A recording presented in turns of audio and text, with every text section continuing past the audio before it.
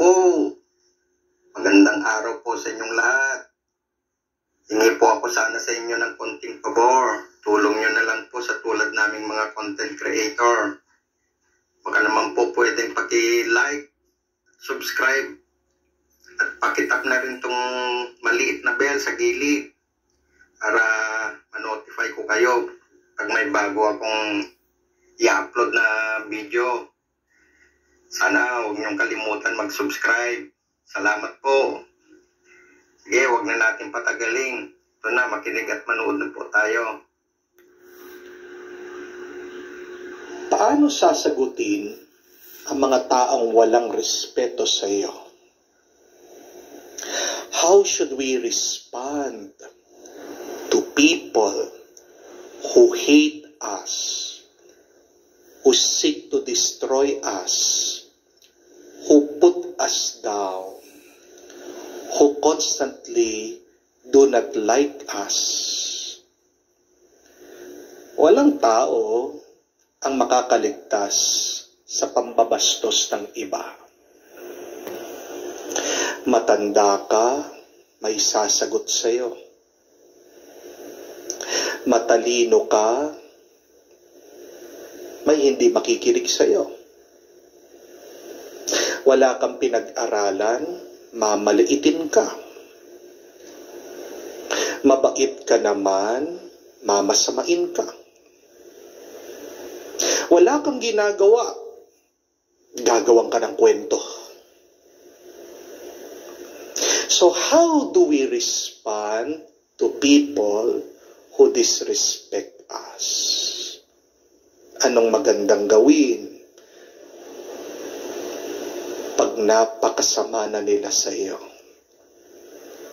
Sundan natin ang halimbawa ng ating Panginoon. Siya'y nagtuturo, siya'y nangangaral mismo sa kanyang mga kababayan, mga kamag-anak niya, mga kaibigan niya.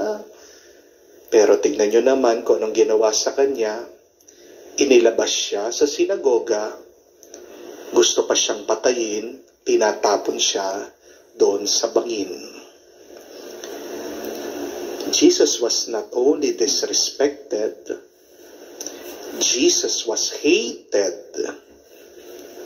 and people wanted to kill him. But in the midst of this negative experience, how did Jesus respond? Ano ang tugon ng ating Panginoon? Two things. And please remember these two things. Number one, respond with silence. Tumahimik ka. Your superpower is your silence. Nagsalita ba si Jesus? May sinabi pa siya nung tinutulak siya, nung pinapatay siya?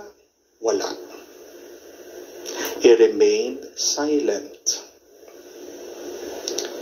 Because when you are silent, you remove the power from your enemies. Pag tahimik ka, babalik sa kanila yung mga masama na sinasabi nila.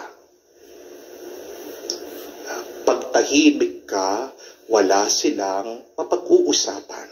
Amen? At pag tahimik ka, sila maingay, lilitaw yung totoong ugali nila. Na sila ay mga taong walang modo.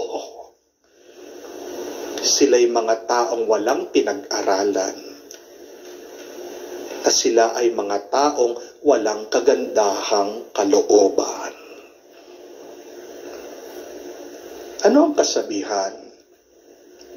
Na ang latang maingay, walang laman. What does that mean? That confidence is silent and insecurity is loud. Alam nyo na ha? Pag ang tao ang ingay-ingay, Pag sinisiraan ka, insecure sa'yo yan. Ikaw ang mananalo, ikaw magwawagi. Ikaw ang lilitaw na mabuti at tama. Tumahimik ka lang. My dear friends, also remember this. My dear friends, remember this also. Do not waste your words to people who only deserve your silence. Kung binabastos ka, hindi ka nire-respeto, hindi para sa kanila ang inyong mga salita. Do not waste your time with people who do not love you, do not like you, do not appreciate you. Go to those people who accept you. Hindi ka nga nila gusto eh. And nothing you will do or say will change their minds and their hearts. Dahil maraming taong matigas ang ulo, matigas ang puso. Sino makakapagbago sa kanila? Hindi ikaw. Ang Diyos lamang at sila. Pag ginusto na nilang baguhin ang sarili nila, thank the Lord. Pag binago sila ng Panginoon, praise God. But do not waste even 1 second trying to change these people. Just be silent.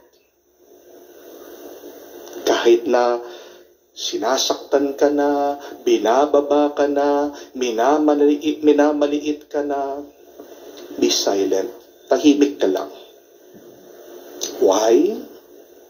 Because if you read in Exodus, God said, be still, and I will fight for you. Ang Diyos ang makikilaban para sa iyo.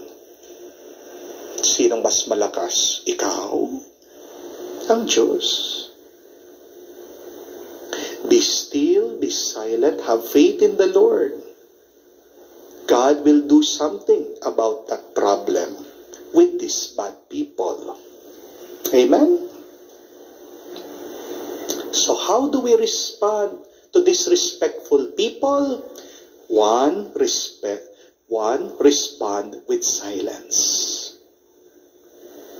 But secondly, respond by moving forward. Do not get stuck with toxic people. Do not stay with people full of hate. Move forward, leave negative people. Just like what Jesus did. Narinig niyo ba? Tinutulak siya, dumaan lang siya, naglakad lang siya, iniwan niya. Iwas drama ka na. Sayang ang buhay. Wala kang mapapala sa pakikipag-away diyan sa mga taong ayaw ka. Kasi no matter what you do, they have made up their mind and heart. They do not like you. Go to people who love you because whether you are good or bad, because they love you, they will embrace you. They will accept you. Life is so short. Our time in this earth is just a little bit. Wala kang mapapala, wala kang makukuha sa pakikipag-argumento, pakikipag-away yan sa mga taong yan.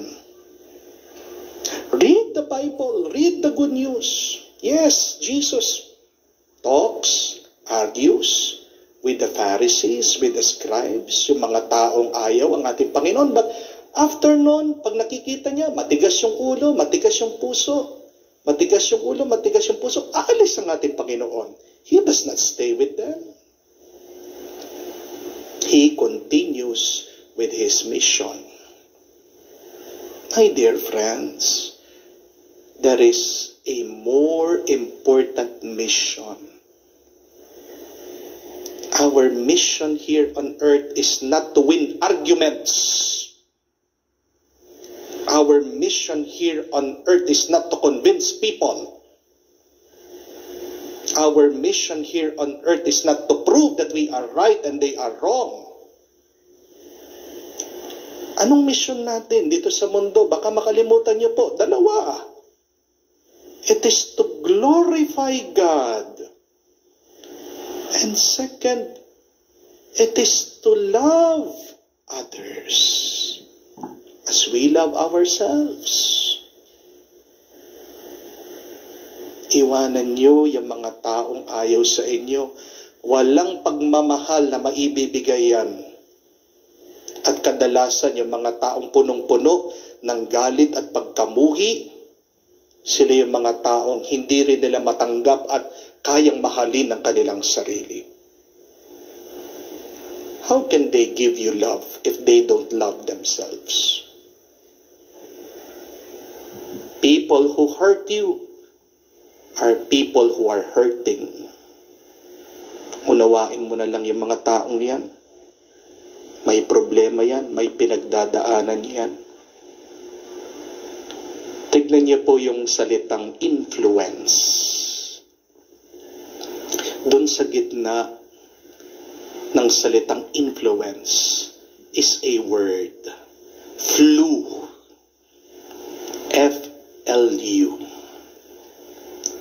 Anong ibig sabihin ng flu? Sa Tagalog, lagnat. Sakit. So see, if you are in the presence of wrong people, you get the flu. Nakahawa ka doon sa kanilang sakit. Pick a good company. Choose good people. Surround yourself with loving, happy company. Para yung lagnat na makukuha mo, hindi nakakasama sa iyo, kundi nakakapagpabuti at nakakapagbanal. Amen? Are you in the wrong company? Are you surrounded by disrespectful people, abusive people, people full of hate? Please, move forward. Please, leave them. Choose to walk away. Choose your peace. Choose to be happy. Walang masama doon. Kasi pag depressed ka, pag malungkot ka, hindi ka makagagawa ng mabuti.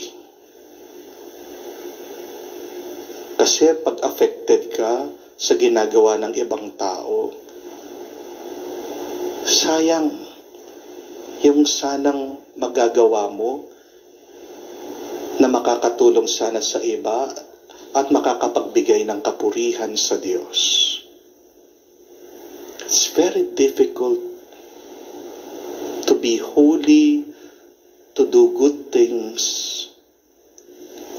when you're drowning in sadness and depression. Amen? Move forward and do not worry, because as you journey in this life, you are not alone. Iwan mo man yung mga taong yan, hindi ka nag-iisa kasi kasama mong Panginoon eh. Siya umalis, di siya nag-aalala kasi alam niya, kasama niya ang kanyang ama. Kaya huwag ka rin mag-alala. Walang mawawala sa iyo pag nawala ang mga taong yan. Mas marami pa ang darating sa iyo. Maybe these people are holding you back. Amen? cannot grow in the midst of negativities. You also need sunshine. You also need tender loving care. So go to those people who can help you to grow, to be good, and to become more loving.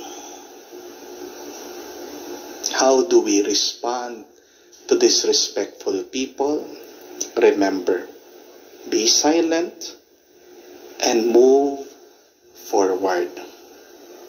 And we pray that we would become a lot more peaceful, happy, and holy. Amen. Maraming salamat sa iyo, kapatid, at pagpalain ka ng Panginoong Hesus. At tinapos mo pakinggan itong mabuting aral sa araw na ito. Sana, nihiling ko, huwag mong kalimutan mag-subscribe sa channel na ito upang sa ganon ay may palaganap din natin sa ating kapwa. I-likes nyo, i-share nyo itong video ito upang sa ganon malaman ng ating mahal sa buhay, ating mga kaibigan, na tayo ay meron tayong matatanggap na pagpapala sa pakikinig ng mga ganitong klaseng programa ng ating Panginoon. Muli, ako'y nagpapasalamat sa iyo sa walang sawang pakikinig. Pagpalain ka ng Diyos, and God bless you, kapatid.